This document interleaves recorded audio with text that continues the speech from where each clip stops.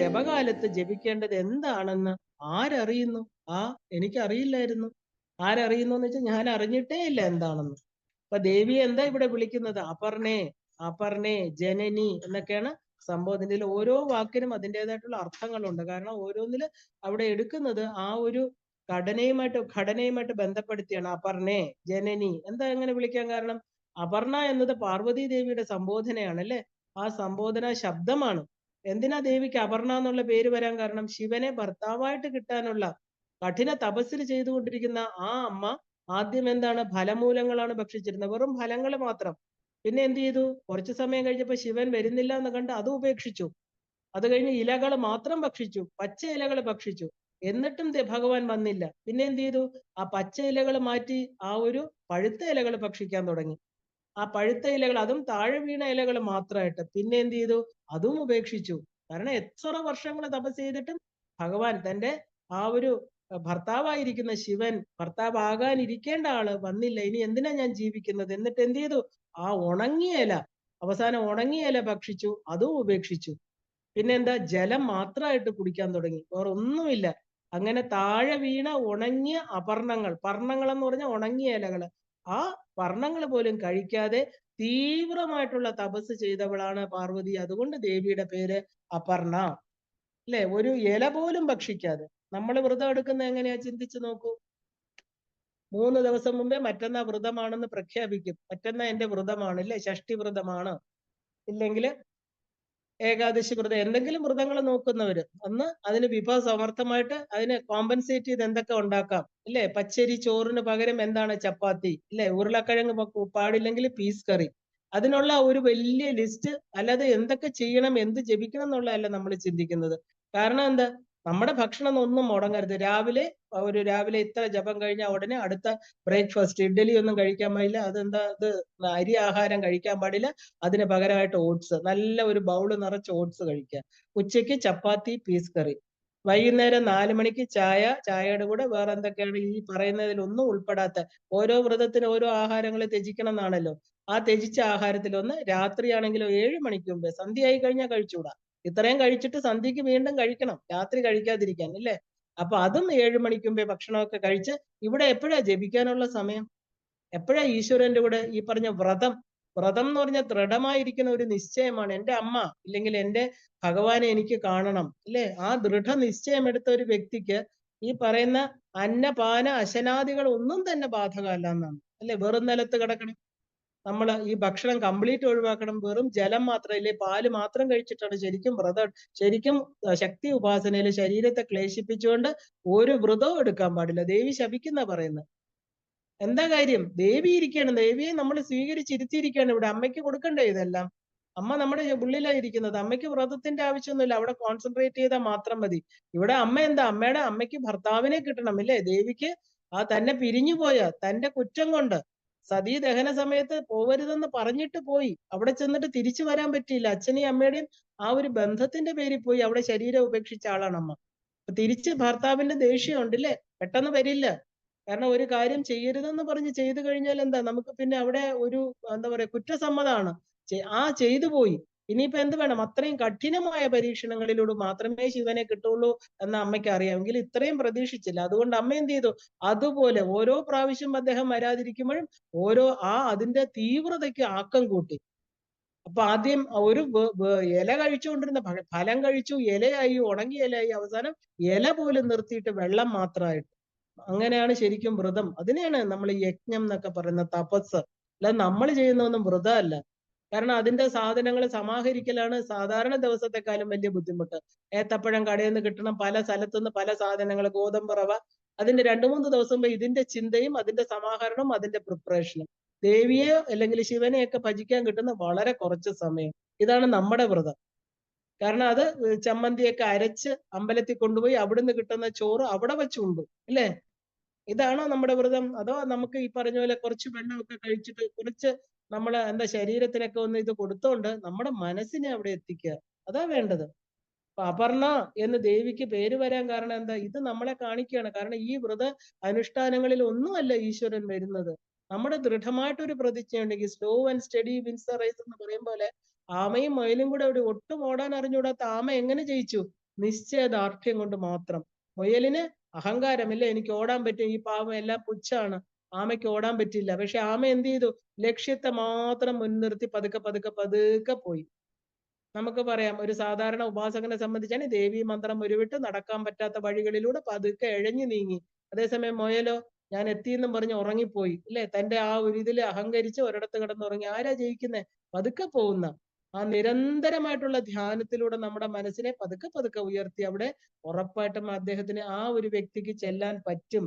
ദേവിയുടെ അപർണ എന്ന് പറയുന്ന പേരിന് ഒരുപാട് അർത്ഥങ്ങളുണ്ട്. കാരണം തിരുവിളയാടൽ എന്ന് പറഞ്ഞൊരു വിഷയമുണ്ട്. കാരണം തിരുവിളയാടൽ എന്ന് പറഞ്ഞാൽ ഈ രണ്ടുപേരുടെ ജഗത് മാതാപിതാക്കളായിരിക്കുന്ന ശിവനും പാർവതിയുടെയും ആ ഒരു ആ ഒരു കേളിയായിട്ട് വന്ന് അവര് ഭൂമിയിൽ വന്ന് നടത്തുന്ന ആ ഒരു എന്താ പറയാ, തന്റെ ഭക്തന്മാർക്ക് മക്കൾക്ക് വേണ്ടി നടത്തുന്ന പല പല കഥകൾ, അവര് രണ്ടുപേരും ഭാര്യയും ഭർത്താവുമായിട്ട്, അതാണ് തിരുവിളയാടൽ. പണ്ട് വന്ന സിനിമ പോലെ തന്നെ ഒരുപാട് കഥകൾ അതിലുണ്ട്. വളരെ മനോഹരമായിരിക്കുന്ന രസകരമായിട്ടുള്ള കഥകളാണെല്ലാം. അപ്പൊ അവിടെ എല്ലാം തന്നെ ദേവിയെ പലപ്പോഴും ശിവൻ ഉപേക്ഷിച്ചിട്ട് ഓടിക്കളയും. കാരണം എന്തെങ്കിലും ഒരു തെറ്റ് ചെയ്താൽ ഉടനെ എന്ത് ചെയ്യും? അദ്ദേഹം മറഞ്ഞു കളയും. നീ പോയി പ്രായശ്ചിത്തം ചെയ്യ്. ഭൂമിയിൽ പോയിട്ട് കാഞ്ചി കാമാക്ഷി പീഠത്തിൽ അതല്ലേ ചെയ്യുന്നത്? കാമാക്ഷി എന്താ, ആ മൃണ്മയ ലിംഗം ഉണ്ടാക്കി, ആ മണ്ണ് കൊണ്ടുള്ള ശിവലിംഗം ഉണ്ടാക്കി ആ ഒരു ഏകാംബരേശ്വരൻ എന്ന് പറയുന്ന ശിവലിംഗത്തെ പൂജിച്ചുകൊണ്ട് എത്ര വർഷം അവിടെ അമ്മ കഴിച്ചു കൂട്ടി. എന്നിട്ടാണ് അദ്ദേഹം വിവാഹം കഴിക്കാൻ എത്തുന്നത്. അപ്പൊ നമുക്ക് ഈശ്വരനെ നഷ്ടപ്പെട്ടാൽ എന്താ ചെയ്യേണ്ടത്? ഏകാന്തമായിട്ട് അവനവന്റെ ഉള്ളില് തന്റെ മനസ്സർപ്പിച്ചുകൊണ്ട് ദൃഢനിശ്ചയത്തോടു കൂടി അത് സാധിച്ചെടുക്കുന്നിടം വരെയുള്ള ആ ഒരു എന്താ പറയുക, നിശ്ചയദാർഢ്യത്തെ, അതാണ് പ്രാപ്യവരാനി ബോധത എന്ന് പറയുന്നത്. അത് കിട്ടുന്നിടം വരെ നമ്മൾ അതിൽ തന്നെ ഊന്നി നിൽക്കുക. അല്ല 10 ദിവസം ചെയ്യുക, 10 വർഷം ചെയ്യുക, ഈശ്വരൻ കണ്ടില്ല, അനുഭവം കിട്ടിയില്ല എന്ന് പറഞ്ഞ് ഉപേക്ഷിക്കലല്ല. എന്തുകൊണ്ടാ അനുഭവം കിട്ടാത്തത്? നമ്മുടെ ആ ഒരു സൂക്ഷ്മ ശരീരം ശുദ്ധമാവാത്തതുകൊണ്ട്. അത്രയും അഴുക്ക് പിടിച്ച ഒരു കറുത്ത വിളക്ക് അകത്ത് കൊണ്ടുവച്ചിട്ട് പെട്ടെന്ന് ആത്മജ്യോതി തെളിയണം എന്ന് പറഞ്ഞാൽ പറ്റില്ല, അല്ലെ? അപ്പൊ നവദ്വാരങ്ങള് ഉണ്ട് നമുക്ക് ഇതിനകത്ത്. ആ ഒരു മൃണ്മയമായിരിക്കണം നമ്മുടെ പഞ്ചഭൂത നിർമ്മിതമായി ഇരിക്കുന്ന ശരീരം, അതിനകത്തിരിക്കുന്ന വിളക്ക്, അതൊരു വലിയ മൂടി കൊണ്ട് മൂടി വെച്ചിരിക്കുക. കാരണം അതിന്റെ ദ്വാരങ്ങളിൽ കൂടെ കുറച്ച് കുറച്ച് പ്രകാശം നമ്മുടെ കണ്ണിലൂടെയും ചെവിയിലൂടെയും ഒക്കെ പോകുന്നു എന്നല്ലാതെ വിളക്കിന്റെ പ്രകാശം എന്ന് പറഞ്ഞാൽ എന്താ? ട്രാൻസ്പാരന്റ് ആയിരിക്കുമ്പോഴാണ്. നമ്മളെ പണ്ടത്തെ ആ ഒരു മണ്ണെണ്ണ വിളക്ക് അല്ലെങ്കിൽ ചിമ്മിനി വിളക്കൊക്കെ നമ്മൾ കത്തിച്ചു വെച്ച് അതിലൊരു ഗ്ലാസ് വെക്കും. അതിലിങ്ങനെ പുക പിടിക്കുമ്പോൾ, കരി പിടിക്കുമ്പോൾ എടുത്ത് നല്ലവണ്ണം തുടയ്ക്കുമ്പോൾ അതിന്റെ പ്രകാശം 4 ചുറ്റും, മാത്രമല്ല കാറ്റ് തട്ടി ആ ഒരു എന്താ പറയാ വിളക്ക് അങ്ങോട്ടും ഇങ്ങോട്ടും ആടിപ്പോവില്ല, ചഞ്ചലമാവില്ല. അതുപോലെ ആ ഒരു കാറ്റില് ഒലയാത്ത തിരുനാളം പോലെ ഏകാഗ്രമായിട്ട് അനങ്ങാതെ, അല്ലെ, അതിൽ മാത്രമായിട്ട് കോൺസെൻട്രേറ്റ് ചെയ്തുകൊണ്ട് എന്ത് അഴുക്ക് പിടിക്കാത്ത ആ ഒരു മനസ്സാകുന്ന കണ്ണാടിയിലൂടെ നോക്കുമ്പോൾ ആ പ്രകാശം എന്ന് പറയുന്നത് നമ്മുടെ ജ്ഞാനേന്ദ്രിയങ്ങളിലൂടെ ഇങ്ങനെ പുറത്തു വരുന്നത് നമുക്ക് കാണാൻ പറ്റും. കാരണം അതിനെയാണ് നമ്മൾ ആ ഒരു ചിത് ശക്തിയുടെ പ്രസരണം എന്ന് പറയുന്നത്. അപ്പോ ആ ഒരു എന്താ പറയാ, ദക്ഷിണാമൂർത്തി സ്തോത്രത്തിൽ പറയുന്നുണ്ടല്ലേ, ആ ഒരു കുടമാണ് നമ്മുടെ ശരീരം. പെട്ടെന്ന് ആ ശ്ലോകം ഓർമ്മ വരുന്നില്ല. ആ കുടത്തില് നാനാഛിദ്ര ഘടോദര സ്ഥിതം മഹാദീപ പ്രഭാഭാസ്വരം. നാനാഛിദ്ര ഘടം, നാനാഛിദ്രം എന്ന് പറഞ്ഞാൽ പല ഓട്ടകളുള്ള ഈ ഘടമാകുന്ന ഈ ശരീരത്തില് മഹാദീപ പ്രഭാഭാസ്വരം, മഹാദീപമായിരിക്കുന്ന ആത്മജ്യോതിയായിട്ട് പ്രകാശിക്കുന്ന ആ ശിവ ചൈതന്യം, അതിനെ മറച്ചിരിക്കുന്ന കരികള് ഇല്ലേ, ആ വിളക്ക് മറച്ചിരുകൊണ്ട് നമുക്ക് നമ്മുടെ ആവരണമാകുന്ന മനസ്സ്, ആ മനസ്സിന്റെ ഇല്ലാതെ മായയിടും ഉല്ലാസം ഒന്നും അറിവല്ലാതെ ഇല്ലനലും, നമ്മുടെ ഇല്ലാത്ത ഒരു മായ അല്ലേ, ഉണ്ടോന്ന് ചോദിച്ചാൽ ഇല്ല. എന്നാൽ അത് ഭയങ്കര കട്ടിയായിട്ട് നമ്മുടെ ആ വിളക്കിന്റെ ജ്യോതിയെ മറച്ചുകൊണ്ട് നമ്മുടെ മായയെ, ആ ഒരു ഈ യഥാർത്ഥ വസ്തുവിനെ അല്ലെ, ആ ഒരു നിത്യാനിത്യ വിവേകത്തിലൂടെ തന്റെ ആത്മസ്വരൂപത്തെ അറിയാതെ മറച്ചിരിക്കണു. അതിനെ മാറ്റാതെ നമുക്ക് ഒരിക്കലും നമ്മുടെ ആത്മജ്യോതി പ്രകാശിക്കില്ല. അതിനാണ് എല്ലാം തന്നെ പാർവതി ദേവി, ജഗൻ മാതാവായിരിക്കുന്ന പാർവതി ദേവി പോലും, അതെന്താ പോലും എന്ന് പറയാൻ കാരണം, അമ്മയ്ക്ക് ഒറ്റ ലക്ഷ്യമേ ഉള്ളൂ. ഇവിടെയാണെങ്കിലും കൈലാസത്താണെങ്കിലും എപ്പോഴും എന്താ? ശിവനോട് ചേരുക. അതുപോലെ നമ്മളെല്ലാം ജീവന്മാരാണ്. നമ്മുടെ എല്ലാം അവസാനം നമ്മുടെ ഉള്ളിൽ ആ ശിവൻ ശരീരത്തിൽ വന്നപ്പോൾ ജീവനായി തീർന്നതാണ്. നമ്മളെല്ലാം പാർവതിമാർ. ഈ ശരീരം പ്രകൃതിയാണെങ്കിൽ അമ്മ പാർവതി ദേവിയാണെങ്കിൽ നമ്മുടെ ശരീരവും പ്രകൃതിയാണ്. നമ്മളെല്ലാം പാർവതി സമാനരാണ്. നമ്മുടെ ഉള്ളിലിരിക്കുന്ന ആത്മജ്യോതിയെ നമ്മൾ ശിവപദമായിട്ട് കണ്ട് ഈ ശരീരമാകുന്ന ഉപാധിയിലൂടെ നമ്മൾ അവിടെ ചെന്ന് ചേരുകയാണ് വേണ്ടത്. ഇതിനെയാണ് കഠിന വ്രതം. ഒരു തീരുമാനം ഞാൻ എടുത്തു, അത് പാർവതി ദേവിയെ പോലെ ആകണം, അപർണയാകണം. അല്ലെ? നമ്മൾ എല്ലാം അതിൽ നിന്ന് കുറച്ച് കുറച്ച് വിട്ടുകൊണ്ട് എന്റെ ലക്ഷ്യം ഇത് മാത്രമാണെന്ന് പറഞ്ഞ് ലക്ഷ്യത്തില് ഉറപ്പിക്കണം. അപ്പോ എന്താണ് ആ ദേവിക്ക് ഭഗവാൻ എന്ത് ചെയ്തു? പഞ്ചാഗ്നി മധ്യത്തിൽ നിന്ന് തപസ് ചെയ്ത ദേവിയെ അവസാനം വീണ്ടും വന്ന് പല പരീക്ഷണങ്ങളിലൂടെ അവസാനം എന്ത് ചെയ്തു? ആ ശിവപദത്തിൽ എത്തിയെന്ന് മാത്രമല്ല തന്റെ ശരീരം ദേവിക്കായിട്ട് കൊടുക്കുകയും ചെയ്തു. അങ്ങനെ അമ്മ അർദ്ധനാരീശ്വരനായിട്ട് തീർന്നു. ഇതാണ് ശരിക്കും പറഞ്ഞാല് നമ്മള് ജീവൻ ശിവനിൽ ലയിക്കുക, അല്ലെ? പൂർണ്ണമായിരിക്കുന്ന തിരിച്ചുവരവില്ലാത്ത ആ ഒരു ദേഹിയുടെ വിലയനമാണ് നമ്മുടെ മോക്ഷപദം എന്ന് പറയുന്നത്. ഒരു മനുഷ്യ ജന്മത്തിൽ 4 ഉണ്ടെങ്കിൽ ഈ ഒന്നിനാണ് ഏറ്റവും കൂടുതൽ പ്രാധാന്യം. അത് നമുക്ക് അറിയാൻ പാടില്ല എന്നുള്ളതാണ്. ധർമാർത്ഥ കാമങ്ങളില് ഈ മോക്ഷം തന്നെയാണ് നമ്മുടെ ലക്ഷ്യം. നമ്മൾ അറിയുന്നില്ല. പക്ഷെ അറിയുമ്പോഴോ അതിന് അത്രയും പ്രാധാന്യം കൊടുക്കുന്നില്ല. അത്രയും ഒരു എന്താ പറയുക, അത്രയും ഒരു ഡെപ്ത് ഇതിന് ഇത്രയും വേണോ? എനിക്ക് കുറച്ച് സുഖങ്ങൾ അനുഭവിക്കരുതെന്നല്ല. വേണ്ട എല്ലാ സുഖങ്ങളും അറിഞ്ഞുകൊണ്ട് ഇതിനും കൂടെ നമ്മൾ സമയം കൊടുത്താൽ രണ്ടും സുഖമാണ്. കാരണം മറ്റത് താൽക്കാലിക സുഖം, ഇത് പെർമനന്റ് ആയിട്ടുള്ള ആനന്ദമാണ്. ആ ആനന്ദത്തിൽ മറ്റു ദുഃഖങ്ങൾ വരുമ്പോഴല്ല നമ്മൾ ദേവിയെ ഓർക്കേണ്ടത്, എപ്പോഴും ആനന്ദമായിട്ട്. കാരണം ഈ പറയുന്ന ദുഃഖങ്ങളൊന്നും പിന്നെ വരില്ല. വന്നാൽ തന്നെയും നമുക്ക് ഈ ആനന്ദത്തിൽ അതൊക്കെ വളരെ വലിയ കടലിലെ തിരമാലകളിലൂടെ നോക്കുമ്പോൾ കുഞ്ഞു കുഞ്ഞു ദുഃഖങ്ങളൊന്നും ഈ തിരമാലയെ പിടിച്ചു നിൽക്കാൻ പറ്റില്ല. സുഖമാകുന്ന തിരമാലകളിലാണ് ഇരിക്കുന്നത്, അല്ലെ? ആ ഒരു ദേവിയുടെ ആനന്ദമായിരിക്കുന്ന അതിൽ ഇരിക്കുന്ന വ്യക്തിക്ക് ഈ പറയുന്ന പ്രപഞ്ചത്തിലെ ദുഃഖങ്ങളൊന്നും വലുതായിട്ട് അനുഭവപ്പെടില്ല. അപ്പൊ അപർണ എന്ന് ദേവിക്ക് പേര് വന്നു, അല്ലെ? കാളിദാസൻ കുമാര സംഭവത്തില് വ്യക്തമായിട്ട് പറയുന്നുണ്ട് അമ്മയുടെ തപസ്സും, അല്ലെ? കുമാരനെ സംഭവിപ്പിക്കാനായിട്ട് ദേവി ശിവനുമായിട്ട് പ്രാപിക്കേണ്ട ആ ഒരു കഠിനമായിരിക്കുന്ന തപസ്, അല്ലെ? സുബ്രഹ്മണ്യ ജനനം വേണം, താരകാസുരനെ വധിക്കണം. നമ്മുടെ ഉള്ളിലാണ് ഈ താരകാസുരനും സുബ്രഹ്മണ്യനും എല്ലാം തന്നെ, നമ്മൾ അത് അറിയണില്ല, അല്ലെ? 6 ചക്രങ്ങളെ കടന്നു പോകുമ്പോൾ ഷൺമുഖൻ ശരവണഭവനായി, അല്ലെ? ആ ഗുരുഗുഹനായി ആ സുബ്രഹ്മണ്യനാണ് ഈ പറയുന്ന ഗണപതിയുടെ സഹായത്തോടു കൂടി നമ്മുടെ അമ്മയെ മോളിൽ കൊണ്ടുപോയിട്ട് ആ ഒരു സഹസ്രാരത്തിരിക്കുന്ന തന്റെ പതിയുമായിട്ട് ആ ഒരു പത്യ സഹ രഹസ്യ വിഹരസേ, ഈ 5 പഞ്ചഭൂതങ്ങളെ എല്ലാം തന്നിൽ ചേർത്തുകൊണ്ട്, അല്ലെ? ഈ പ്രപഞ്ചത്തിൽ എന്താണോ നാനാ രൂപങ്ങളായിരിക്കുന്ന നാമരൂപങ്ങളെല്ലാം ഏകമായിരിക്കുന്ന സത്യത്തിൽ ലയിപ്പിച്ചുകൊണ്ട് അമ്മ ആ ജീവബോധത്തെ ശിവബോധമാക്കി തീർക്കണു. അതിന് ഏറ്റവും സഹായിക്കുന്ന ആരാ? ഈ കുമാരന്റെ ജനനം, ഈ ഷൺമുഖന്റെ, അല്ലെ? സുബ്രഹ്മണ്യന്റെ ജ്ഞാന ഉദയമാണ് സുബ്രഹ്മണ്യൻ എന്ന് പറയുന്നത്. അതുകൊണ്ടാണ് നമ്മൾ ഈ പറഞ്ഞ എന്താ പറയാ പഞ്ചാമൃതം, ഈ 5 ചക്രങ്ങളിലും പഞ്ചാമൃതം, പാല് തേനൊക്കെ ചേർത്ത് 5 സാധനങ്ങൾ ചേർത്തത് 5 ആധാര ചക്രങ്ങളിൽ അഭിഷേകമായിട്ട് ഈവൻ ദേവി പൂജയ്ക്ക് പോലും നമ്മൾ പഞ്ചാമൃതത്തിന് ഇത്രയും പ്രാധാന്യം. അമൃതമാക്കി തീർക്കുന്ന, മൃതമല്ലാത്ത വസ്തുവിനെ ശരീരത്തിൽ കാണിച്ചു തരിക, അതാണ് അമൃതത്വം. അല്ലാതെ അമൃത് വെളിയിലിരിക്കുന്നവർ പാലാഴിന്ന് കിട്ടുന്നതല്ല. ആ ബോധമണ്ഡലം ശരീരം നശിക്കുന്നതാണെന്ന് ഉറക്കുക, ആ നശിക്കാത്ത ഒരു വസ്തു നമ്മുടെ ഉള്ളിലുണ്ടെന്നുള്ള ഉറപ്പ്, ഇത് രണ്ടും തന്നെയാണ്.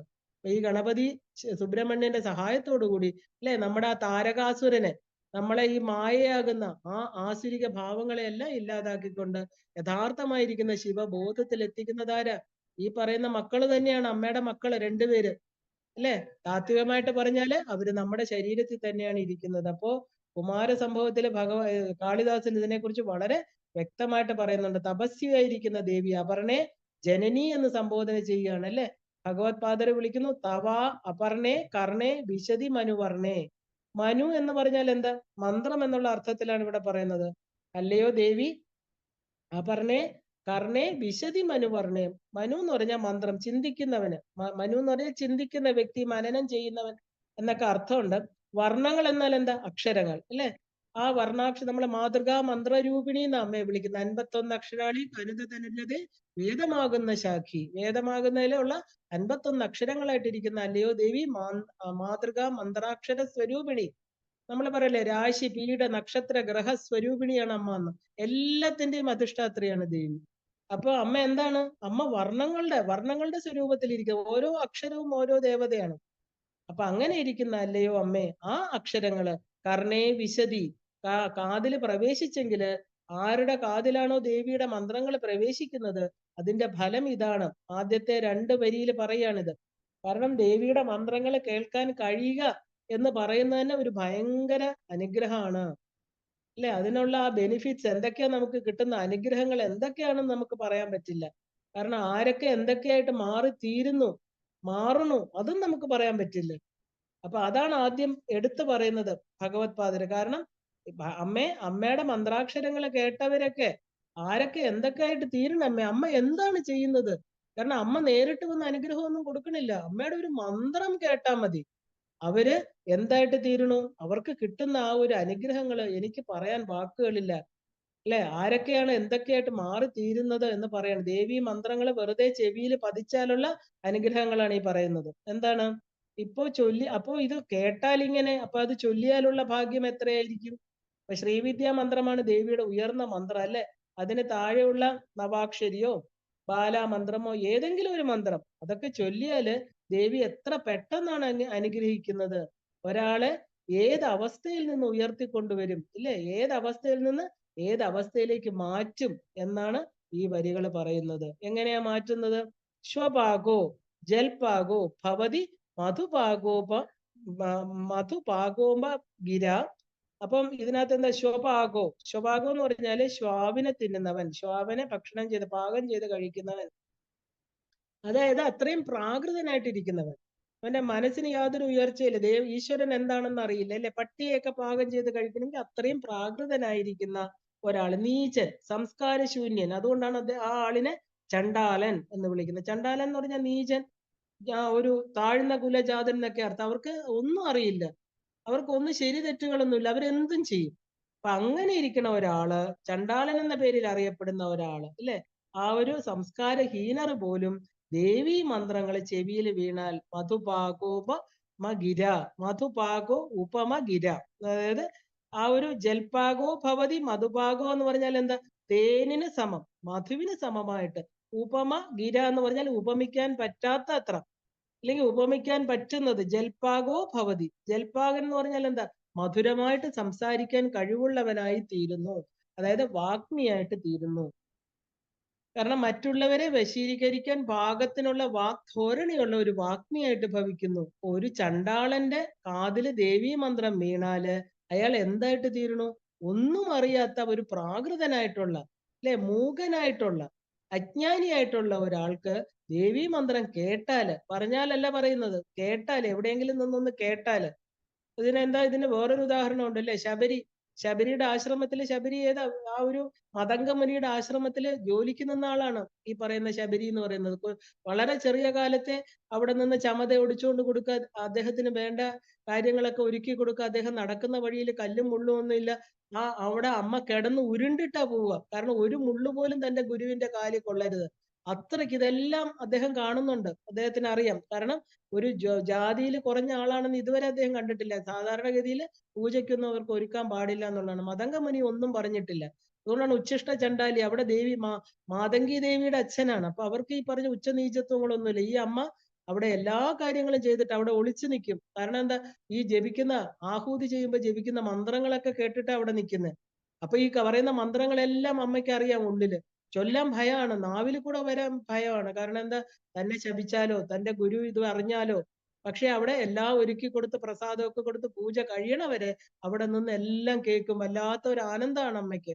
ആ അമ്മയാണ് ശ്രീരാമചന്ദ്രന് എന്താ പറയാ, ആ ഒരു ഓരോ പഴങ്ങളും എടുത്ത് കടിച്ച് തന്റെ ഉച്ഛിഷ്ടം കൊടുത്തത്. എന്താ അദ്ദേഹം സ്വീകരിക്കാൻ കാരണം? മനസ്സ് അവിടെ അർപ്പിച്ചാണ് അത് കേട്ടോണ്ട് നിന്നത്. എന്നാൽ തനിക്ക് അർഹതയില്ലാത്ത ഒരു കാര്യം താൻ ചെയ്യണു എന്നുള്ള ഭാവത്തിലാണ് അവിടെ നിന്നത്. എങ്കിലും എന്തോ ഒരു ആകർഷണം.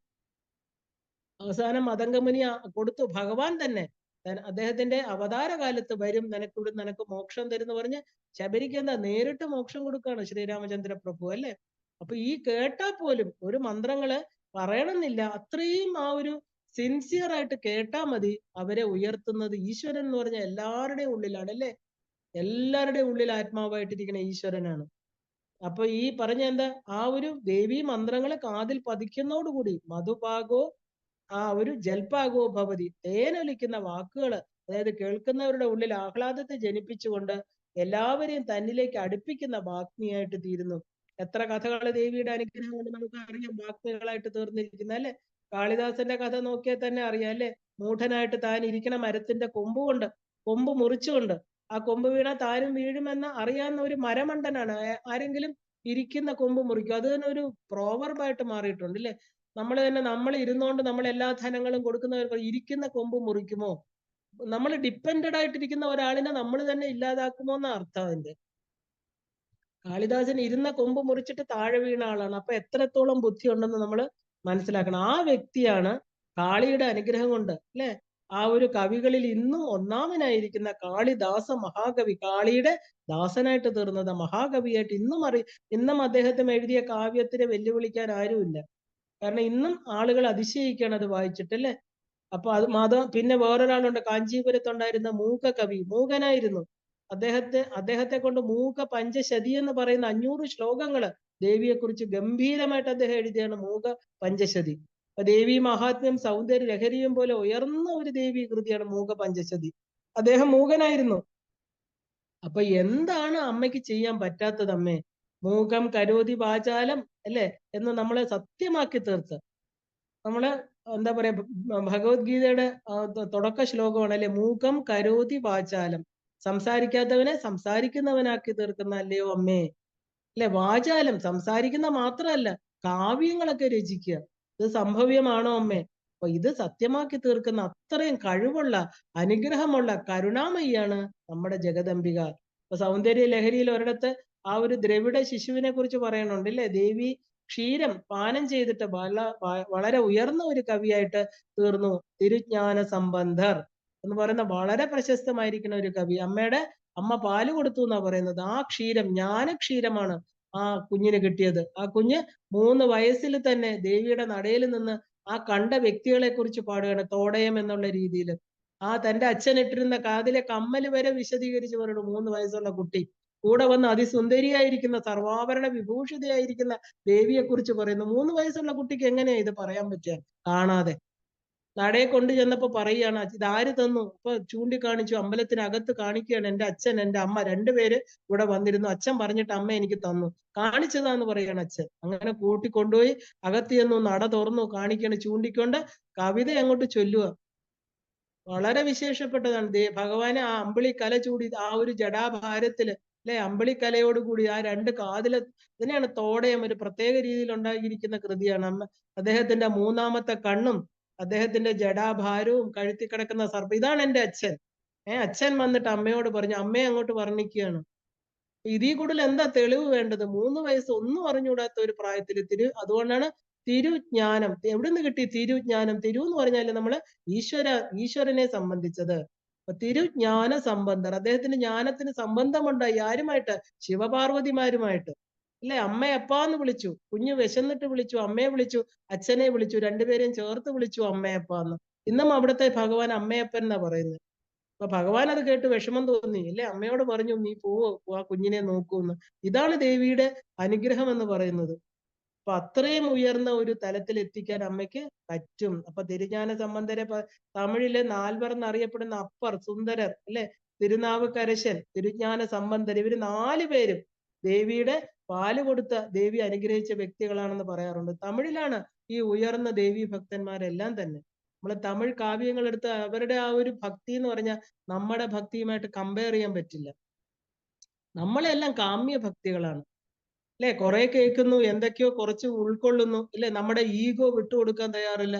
ഈവൻ ഗുരുക്കന്മാരോട് പോലും നമ്മുടെ ഈഗോ ഒരു ശകലവും നമ്മൾ കുറയ്ക്കില്ല. കാരണം ഞാൻ മോശക്കാരനാണെങ്കിലോ അല്ലെ, അവിടെ ഇങ്ങനെ ബലം പിടിച്ചിട്ടാ നിൽക്കുന്നത് ഈശ്വരന്റെ മുമ്പിൽ. അങ്ങനെ അതുപോലെ അല്ല ആ തമിഴ്നാട്ടിലുള്ളവർ. അതുകൊണ്ടാണ് അവർക്ക് ആ ഈശ്വര സാക്ഷാത്കാരം വളരെ പെട്ടെന്ന് കിട്ടുന്നത്. ഈ 4 പേരും, അപ്പരാവട്ടെ, സുന്ദരർ ഇല്ലേ, തിരുനാവുക്കരശൻ എന്ന് പറയുന്ന അദ്ദേഹത്തിന്റെ കൃതികളൊക്കെ കേൾക്കണം അമ്മയെ കുറിച്ചുള്ളത്.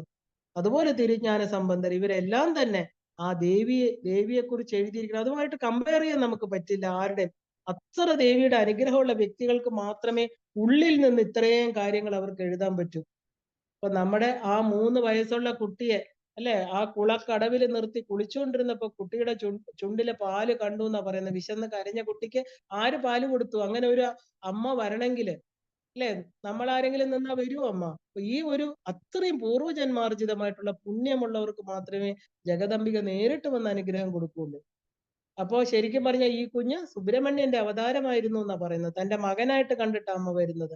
അതിനാൽ അമ്മ വന്ന മകന്റെ വിശപ്പ് മാറ്റി. ഈ കുട്ടി തമിഴില് അനേകം പ്രബന്ധങ്ങൾ രചിച്ചിട്ടുണ്ട്. അപ്പൊ തിരുജ്ഞാന സംബന്ധരായിട്ട് തീർന്നത് എന്താ? ആ ഈശ്വരൻ തിരുജ്ഞാനം, ആ ഉയർന്ന തലത്തിലുള്ള ജ്ഞാനത്തെ നമുക്ക് തരുന്ന കുഞ്ഞായിട്ട് തീർന്നു വളർന്നപ്പോ അല്ലെ. അപ്പോ കാക്കശ്ശേരി ഭട്ടതിരിയുടെ കഥയും നമുക്കറിയാം. കാരണം എന്താ, ഈ അമ്മയുടെ ഒരു മന്ത്രം ചെവിയിൽ വീണാ മതി എന്ന് പറയുന്നതുകൊണ്ട് ആ ഒരു മന്ത്രത്തിന് പോലും ആ ജപിക്കണ്ട, അത് കേട്ടാൽ പോലും നമ്മള് വാഗ്മികളായിട്ട് തീരുന്ന പറയാൻ ദേവി ഉപാസനയിൽ അനേക ഉദാഹരണങ്ങളുണ്ട്.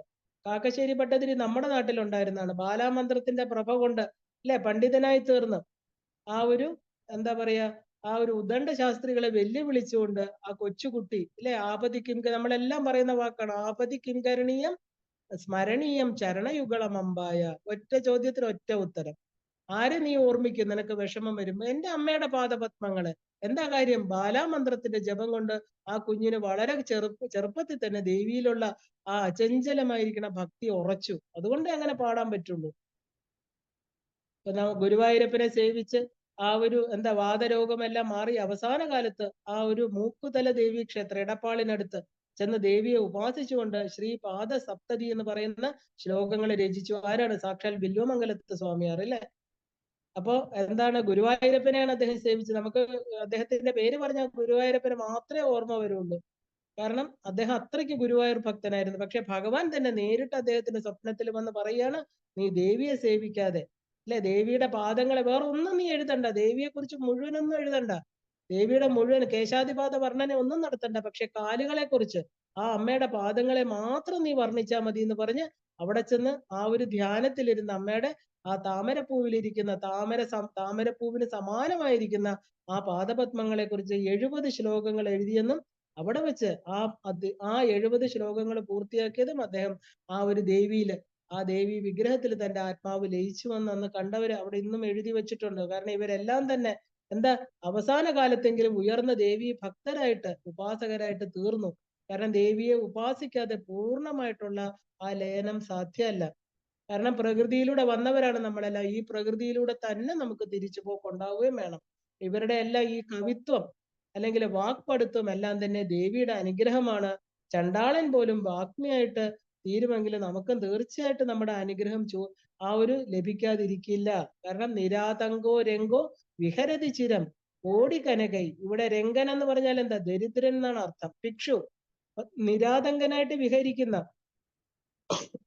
അപ്പൊ അവനവന്റെ ആതങ്കങ്ങളെല്ലാം ദുഃഖങ്ങളെല്ലാം മാറിയത് കൊണ്ട് എങ്ങനെയാണോ കോടി കനകൈഹി കോടി സ്വർണ്ണ നാണയങ്ങൾ ഉടമസ്ഥനായിക്കൊണ്ട് ധനവാനായിട്ട് ആ ഒരു എന്താ പറയാ ദൈന്യമെല്ലാം മാറി അല്ലെ, അവൻ സ്ഥിരമായിട്ട് ആ ഒരു ഉയർന്ന തലത്തിലേക്ക് എത്തി വിഹരിക്കുന്നു എന്ന് പറയുക. കാരണം ഒരു ഭിക്ഷു അഥവാ ഒരു രംഗൻ, അതായത് ദേവിയുടെ അനുഗ്രഹം ഉണ്ടെങ്കിൽ ഒരു പിച്ചക്കാരൻ ധനവാനായിട്ട് തീരുന്നു. അല്ലയോ അമ്മേ, അമ്മയ്ക്ക് എന്താണ് ഇവിടെ ചെയ്യാൻ സാധിക്കാത്തത്? അമ്മയുടെ ദേവി അനുഗ്രഹിച്ചാൽ, ദേവി അനുഗ്രഹത്തിന് പാത്രീഭവിച്ചാൽ എന്ന് അർത്ഥം. കാരണം ആ പാത്രീഭവിക്കാൻ നമ്മുടെ എലിജിബിലിറ്റി എന്താ കാണിച്ചു കൊടുക്കണം അമ്മയ്ക്ക്. We are eligible for your അനുഗ്രഹം അല്ലെ. അമ്മ ഞാനിതാ വന്നിരിക്കണം. അതിനെന്താ? നമ്മുടെ തെറ്റുകുറ്റങ്ങൾ ഏറ്റുപറയണം. എപ്പോഴും ആ ഒരു നിഷ്കാമരായിട്ട് നിഷ്കളങ്കരായിട്ട് ഒന്നും മറയ്ക്കാതെ തുറന്ന് ഈ രണ്ട് മുഖം, ഹിപ്പോക്രസി ഒരു കാലവും ദേവി ഉപാസനയിൽ മുമ്പോട്ട് പോവില്ല. നമ്മുടെ ഉള്ളിലൊന്ന് പറയുന്നതൊന്ന് ചെയ്യുന്നതൊന്ന്. അതെങ്ങനെയാ ശരിയാവുക? കാരണം അകത്തിരുന്ന് ആരാ ഈ കണ്ടുകൊണ്ടിരിക്കുന്നത്? അകത്തൊരു പൂജാമുറി ഇല്ലേ? ശരീരം ഗൃഹമാണെങ്കിൽ എവിടെയാ പൂജാമുറി? അകത്ത് തന്നെ അല്ലേ. തെത്വാക് അജ്ഞാന നിർമാല്യം സോഹം ഭാവയത് പൂജയെ. അജ്ഞാനമാണ് നമ്മുടെ നിർമാല്യം. രാവിലെ അമ്പലത്തിൽ ചെന്ന് 3:30 മണിക്ക് കുളിച്ചിട്ട് നിർമാല്യം തൊഴലല്ല നിർമാല്യം. ആ നിർമാല്യം എവിടെയാ? അജ്ഞാനമാകുന്ന നിർമാല്യം. ആ നിർമാല്യം മാറ്റിക്കഴിഞ്ഞിട്ട് എവിടെയാ പൂജ? അകത്ത് തന്നെ. സോഹം ഭാവയത് പൂജയെ. സോഹം സഹാഹം അല്ലെ, നമ്മുടെ അജപാ ഗായത്രിയാണ്, നമ്മുടെ പ്രാണമന്ത്രാണ് അല്ലെ. ആ ദേവിയെ ഉള്ളിൽ കണ്ടിട്ട് പൂജിക്കണം. അപ്പോ ഈ കഥകളെല്ലാം എന്തിനാ പറയുന്നത്? അമ്മ അനുഗ്രഹിക്കാൻ റെഡിയായി നിൽക്കുകയാണ്. നമ്മൾ അതിന് പാത്രീഭൂതരായാലും മാത്രം മതി. അതുപോലെയുള്ള കഥകൾ തന്നെ, അതായത് ശങ്കരാചാര്യ സ്വാമികൾ തന്റെ കനകധാരാ സ്തോത്രം കൊണ്ട് അല്ലെ ഒരു ഇല്ലത്തെ ദാരിദ്ര്യം മാറ്റി. നമ്മൾ ഇന്ന് കനകധാര സ്തോത്രം ജപിക്കുന്ന എന്തിനാ? സ്വർണം കിട്ടാൻ. എല്ലാരും പറയും കനകധാര നിനക്ക് സമ്പത്ത് കിട്ടും, കനകധാര വായിച്ചാൽ മോക്ഷം കിട്ടും, സമ്പത്തൊന്നും കിട്ടില്ല. നമ്മൾ എന്തിനാണോ ലക്ഷ്യമായിട്ട് ഭൗതികമായിട്ട് അമ്മയെ ആരാധിക്കുന്നത്, അമ്മയ്ക്ക് അത് തരാൻ വിഷമാണ്. കാരണം നമ്മൾ തൂക്കി നോക്കുമ്പോൾ നമുക്ക് ഭൗതികതയാണ് ദേവിയെക്കാളും പൊങ്ങി നിൽക്കുന്നത്. നമുക്ക് അമ്മയെ വേണ്ട, അമ്മയിലൂടെ നമുക്ക് ഭൗതിക കാര്യങ്ങൾ വേണം അല്ലെ. ഈ കനകധാരാ സ്തോത്രം എന്താ? ആ അമ്മയുടെ ദാരിദ്ര്യം മാറാനായിട്ട് തന്റെ മുമ്പിൽ വന്ന് നിൽക്കുന്ന ആ ഒരു ഗുരു തുല്യനായിരിക്കുന്ന ഭിക്ഷാന്തേഹിക്ക് ആ ഒരു അളിഞ്ഞ നെല്ലിക്ക അല്ലെ, തനിക്ക് ദാനം കൊടുക്കാനുള്ള മനസ്സ്. ആ വയസ്സായ അമ്മ ഇല്ലത്തിൽ തനിക്ക് ഭക്ഷണമായിട്ടുണ്ടായിരുന്ന ആ ഏക നെല്ലിക്ക അത് കൊണ്ടുവന്ന് ഈ കുട്ടിക്ക് ദാനം കൊടുക്കണം. ആ അമ്മയുടെ മനസ്സ്, ദാനം കൊടുക്കാനുള്ള മനസ്സ്. എവിടെയാ ഈ ദാനം വരിക? എല്ലാം നമുക്ക് കൊടുക്കാനുള്ളത് വരും. ഈശ്വര പൂജ ചെയ്യുന്നവർക്ക് മാത്രമേ ദാനം കൊടുക്കാനുള്ള മനസ്സുണ്ട്. ഇല്ലെങ്കിൽ എന്റേത് എന്റേത് അല്ലെ, മൺവെട്ടിയെ പോലെ എല്ലാം കോരി കോരി എന്റെ വീട്ടിനകത്തോട്ട് വരട്ടെ വരട്ടെ പോരട്ടെ, ഒന്നും കൊടുക്കില്ല. ആ കൊടുക്കണ മനസ്സാണ് ആ കുഞ്ഞിനെ അലിയിച്ചത് അല്ലെ. ശങ്കര ഭഗവത്പാദൻ അത് കണ്ടിട്ടാണ് അദ്ദേഹത്തിന് സങ്കടം വന്നത്. കാരണം ദേവിയെ വിളിച്ചത് അതുകൊണ്ടാണ്. കാരണം ആ സ്വർണ്ണ നെല്ലിക്ക വർഷം അവിടെ വന്നത് ശരിക്കും പറഞ്ഞാൽ അത് ഇനി ഈ ഗുരുപാദക സ്തോത്രത്തിൽ നമുക്ക് കാണാം. കാരണം സ്വർണ്ണ നെല്ലിക്കയൊന്നും ചുമ്മാ വന്ന് മഹാലക്ഷ്മി വർഷിക്കില്ല. അവനവന്റെ കർമ്മങ്ങൾ തീരാതെ ഒന്നും കൊടുക്കില്ല. അതിന് ശങ്കര ഭഗവത്പാദര് ദേവിയോട് തർക്കിക്കുന്ന ഒരു രംഗമുണ്ട്. അമ്മയോട് അമ്മ പറയുന്നു, കർമ്മം തീരാതെ എങ്ങനെയാ അവനെ ഞാൻ ഈ ഇല്ലത്ത് അവന്റെ അവന്റെ ആ അമ്മയുടെ കർമ്മമാണ്, ആരും ഇല്ല, ഒറ്റയ്ക്ക് അനുഭവിച്ച് തീർത്തോണ്ടിരിക്കണം. നീ എന്താ ഈ പറയുന്നത്, ഞാൻ എങ്ങനെ സ്വർണ്ണ നെല്ലിക്കയൊക്കെ കൊടുക്കുന്ന ദേവി ചോദിക്കുന്നുണ്ട് ശങ്കരനോട്. അപ്പൊ പറയുന്നു, ആ മനസ്സ് നോക്കൂ, ആ മനസ്സ് ഒന്നുമില്ലാത്തപ്പോ ദാനം ചെയ്യാനുള്ള മനസ്സ്, അതല്ലേ മനുഷ്യത്വം എന്ന് പറയുന്നത്. അമ്മ അമ്മ വന്ന് അമ്മ ഞാൻ വിളിച്ചപ്പോ വന്നത് തന്നെ അവരുടെ എല്ലാ ദുഷ്കർമ്മങ്ങളും ഇല്ലാതായി കഴിഞ്ഞു. അവരുടെ ആ ദാനത്തിനുള്ള മനസ്സുകൊണ്ട് അവരൊന്നും അവർക്ക് വേണ്ടി വെച്ചില്ല ഇല്ലേ. വിശപ്പടക്കാൻ ഒരു നെല്ലിക്കയെങ്കിലും തനിക്ക് വെക്കണം തോന്നിയില്ല. ഇവിടെ അവരുടെ കർമ്മങ്ങൾ കഴിഞ്ഞു അമ്മേ, തീർച്ചയായിട്ടും അമ്മ ഇത് ചെയ്തേ പറ്റുള്ളൂ എന്ന് മഹാലക്ഷ്മിയോട് ശങ്കരൻ പറയുകയാണ്. അപ്പൊ ദാനത്തിന്റെ മഹത്വമാണ് അവിടെ. അല്ലാതെ സ്വർണം നമുക്ക് ചുമ്മാ ഇരുന്ന കനകധാര ജപിച്ചാൽ നമ്മുടെ മുറ്റത്ത് സ്വർണം വർഷിക്കില്ല, ഒരു സമ്പത്തും കൂടെയില്ല. കാരണം കിട്ടുന്ന സമ്പത്ത് മുഴുവൻ അടുക്കി അടുക്കി നമ്മുടെ മുറിക്കകത്ത് കൊണ്ട് വെച്ചേക്കും, ആർക്കും കൊടുക്കില്ല. പിന്നെ എങ്ങനെയാ ഇത്? ലക്ഷ്മി ചഞ്ചലയാണെന്ന് കേട്ടിട്ടുണ്ട് ഇല്ലേ. ലക്ഷ്മി എന്താ? ലക്ഷ്മി വിഷ്ണുവിനെ അന്വേഷിച്ചിറങ്ങും. വിഷ്ണു വ്യാപിച്ചു കിടക്കുന്നതാ. ലക്ഷ്മി എന്ന് പറയുന്ന ചഞ്ചല, ഒരിടത്ത് ഉറച്ചു നിൽക്കില്ല. എവിടെ വിഷ്ണു ഉണ്ടോ അവിടെ ലക്ഷ്മിയുണ്ട്. വിഷ്ണു എല്ലാവരുടെയും വ്യാപിച്ചിരിക്കുന്ന ചൈതന്യമാണ്. അപ്പൊ എല്ലാരോടുമുള്ള ആ മമത, എല്ലാരോടും സ്നേഹത്തിൽ തന്റെ ഉള്ളതിന്റെ ഒരു പങ്ക് ബാക്കിയുള്ളവന് കൊടുക്കുക, ആ മനസ്ഥിതിയാണ് ശങ്കരാചാര്യ സ്വാമികൾ അവിടെ പുകഴ്ത്തിയത്. നമ്മൾ കാണുന്നത് എന്താ? എല്ലാരും പറയും ജ്യോത്സ്യന്മാരെ കനകധാര വായിക്കൂ, ദാരിദ്ര്യം ഉണ്ടെങ്കിൽ ഉടനെ ദാരിദ്ര്യം മാറുന്നു. ഈ മനസ്സ് വെച്ചിട്ട് ദാരിദ്ര്യം മാറുമോ? ചിന്തിക്കേണ്ടതാണിത്. അപ്പോ എന്താ, ദേവി അനുഗ്രഹം ഉണ്ടെങ്കിൽ ഏത് ദരിദ്രനും ധനവാന്മാരായിട്ട് തീരും. അങ്ങനെയുള്ളതാണ് ദേവിയുടെ മനുവർണം. മനുവർണം എന്ന് പറഞ്ഞാൽ എന്താ? മന്ത്രാക്ഷരങ്ങള്, വർണ്ണങ്ങൾ. മനു എന്ന് പറഞ്ഞാൽ മന്ത്രാക്ഷരങ്ങൾ എന്ന വർണ്ണങ്ങള് അല്ലയോ അപർണെ. അവിടുത്തെ മന്ത്രവർണ്ണങ്ങള് ആരുടെ കർണത്തിലാണോ പ്രവേശിക്കുന്നത് അവർക്ക് ഇതാണ് ഫലം. എന്താണ്? ജനക്കോ ജാനീതേ ജനനി ജപനീയം ജപവിധവും. എന്നിട്ട് പറയാണ്, എന്തുകൊണ്ടാണ് ജനങ്ങൾക്ക് ഇതൊന്നും അറിഞ്ഞുകൂടാത്തത് അമ്മേ? ആ ഒരു ജപവിധവും ജപനീയം, ജപിക്കേണ്ടുന്നത് ആരെയാണ് ജപിക്കേണ്ടത്? പാവങ്ങള്. ഇപ്പോഴും അവര് വിഡ്ഢികളെ പോലെ ഇതാ കറങ്ങി നടക്കണു, ആരെ ജപിക്കണം എന്ന് അറിഞ്ഞുകൂടാതെ. ഈവൻ ദേവി ഉപാസന സ്വീകരിച്ച് എത്രയോ പേര് അന്യ കാര്യങ്ങൾ ചെയ്തുകൊണ്ട് നടക്കുന്നു അല്ലെ. അവര് വിഡ്ഢികളാണെന്ന് പറയാണ്. എന്താ അവർക്ക് ഒന്നും അറിയില്ല അമ്മേ. ജനനി ജപനീയം ജപവിധവും. അതുകൊണ്ട് ഈ പാവപ്പെട്ട ജനങ്ങൾ അവരെന്താ ഇങ്ങനെ വിഡ്ഢികളാവാൻ കാരണം? അവർക്ക് എന്ത് ഇത് അറിഞ്ഞുകൂടാത്തത്? ആ ജപവിധവും ജപനീയം, ജപിക്കേണ്ട ആരെയാണ്? ആര് ജപിച്ചാൽ എന്ത് കിട്ടും? പൂജിക്കേണ്ടത് ആരെയാണ്? ആരാധിക്കേണ്ടത് ആരെയാണ്? ഈ മൂഢജനങ്ങൾക്ക് അറിയുന്നില്ലല്ലോ അമ്മേ. എന്തുകൊണ്ട് ഇവര് അറിയാത്ത ഈ ചോദ്യം ചോദിക്കുന്നില്ല എന്ന ഭഗവത്പാദര് ആത്മഗതം പോലെ പറയാണ്. അറിയുമെങ്കിൽ അവരിത് ചെയ്യാതിരിക്കുമല്ലോ, അറ്റ്ലീസ്റ്റ് ഇതിലൂടെ എങ്കിലും അവരെ അറിയട്ടെ എന്നും ഒരർത്ഥമുണ്ട് ഇതിന്. കാരണം ദേവീ മന്ത്രം കിട്ടിയിട്ട് അതിനെ മാറ്റി വെച്ചിട്ട് വേറെ മന്ത്രങ്ങൾ ജപിക്കുക അല്ലെ. അപ്പൊ അങ്ങനെയുള്ളവർക്ക് അവരെ നമ്മൾ എന്താ പറയേണ്ടത്? അമ്മേ, നമ്മുടെ കയ്യില് കിട്ടേണ്ടത് കിട്ടിയിട്ട് കിട്ടാത്തതിനെ തേടി നടക്കുന്ന വെറും അല്ലെ ആ കൃഷ്ണ മൃഗത്തെ പോലെ തന്റെ ശരീരത്തിലിരിക്കുന്ന കസ്തൂരിയെ തെരഞ്ഞ് കാട് മുഴുവൻ അതിന്റെ മരണം വരെ, ശരീരം ഉപേക്ഷിക്കുന്നിടം വരെ അതിന്റെ കസ്തൂരിയുടെ മണത്തിന്റെ പുറകെ നടക്കുന്നു. കസ്തൂരി തന്റെ ഉള്ളിലാണെന്ന് അറിയുന്നില്ല. അങ്ങനെ ശരീരം വിട്ട് വീണ്ടും ആ ദേവീ മന്ത്രങ്ങളെയെല്ലാം ഇവിടെ ഉപേക്ഷിച്ചുകൊണ്ട് ഇനി ഒരു ജന്മത്തിലും കിട്ടാത്ത രീതിയിൽ വീണ്ടും അലഞ്ഞ് ഈ താഴത്തെ ദേവതകളെ എല്ലാം ഉപാസിച്ചതിന് ശേഷം മാത്രമേ ശ്രീവിദ്യാ മന്ത്രം അവർക്ക് കിട്ടുള്ളൂ. അപ്പൊ പലതും ചെയ്യേണ്ടത് നമ്മളെ കിട്ടിയ കാര്യം നന്നായിട്ട് ഉപയോഗിക്കാത്തവർക്കെല്ലാം ഇത് തന്നെയാണ് ഫലം. അപ്പോ ആ നല്ലത് ചെയ്യാത്തത്, കാരണം എന്താ ഇതൊന്നും ചെയ്യാത്തത് അതിന്റെ ആ ഫലത്തെക്കുറിച്ചുള്ള അറിവില്ലായ്മയാണ് എന്ന് പറയുകയാണ്.